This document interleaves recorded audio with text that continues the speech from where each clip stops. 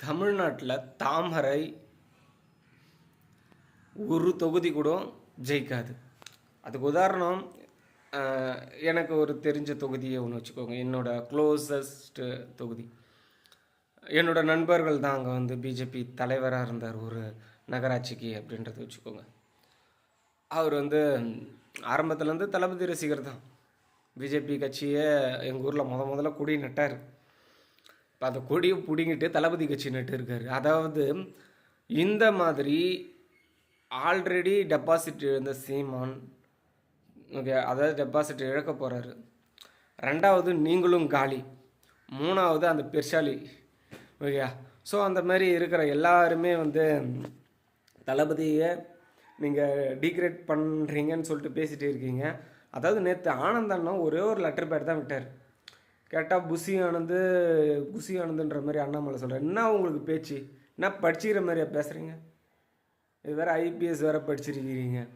ஒரு நாகரிகமாக பேச தெரியாமல் என்ன பேச்சு பேசுகிறீங்க? அரசியல் வந்து இந்த மாதிரி ஆயுதத்தை எடுப்பாங்க.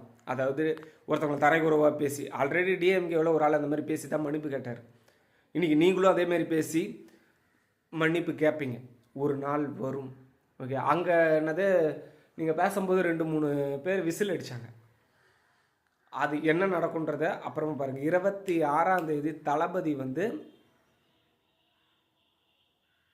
ஒரு நிகழ்ச்சி வச்சுருக்கார். அன்னைக்கு உங்களுக்கு வைப்பார் ஒரு ஆப்பு. அன்னையிலேருந்து, அதாவது லெட்டர் பேடில் அறிக்கை கொடுத்துட்டு பேசுகிறாருன்ட்டு நீங்கள் சொல்லிட்டு இருக்கிறீங்க.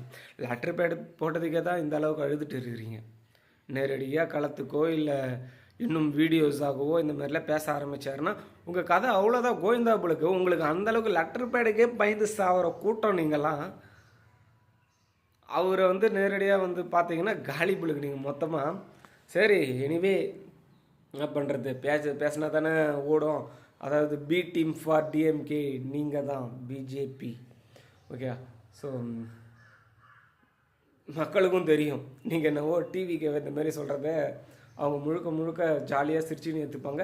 உங்களை தான் நிறையா கலாய்ச்சிட்டு இருக்காங்க. இந்த மாதிரி கலாய்க்கிற மாதிரிலாம் செய்யறதில்ல. மக்களுக்கு நல்லது செய்யறதுல என்ன செய்யணுன்றதை முதல்ல மேற்கொண்டு செய்யுங்க. தேவையில்லாத இந்த தாக்கி பேசுறது, தரைக்குறவாக பேசுறது, அதெல்லாம் எங்கள் வேலையும் இல்லை. நாங்கள் அதை பற்றி பேசவும் போகிறதில்ல. உங்கள் வேலையை நீங்கள் பாருங்கள். பாய்.